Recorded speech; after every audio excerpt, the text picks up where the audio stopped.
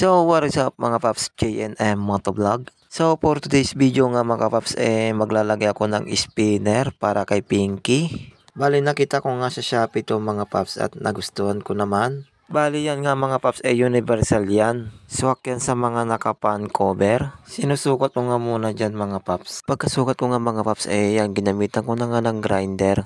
Dahil nga tatanggalin ko yung nakaumbok dyan mga paps. Kasi hindi maglalapat yung spinner mga paps pag meron yan. Fast forward na mga paps at ayan na nga natanggal ko na nga yung nakaharang dyan sa gitna. Nang maayos ko na nga mga paps at ayan na nga ilalagay ko na nga yung tatlong tornilyo at ilalapat ko na tong spinner.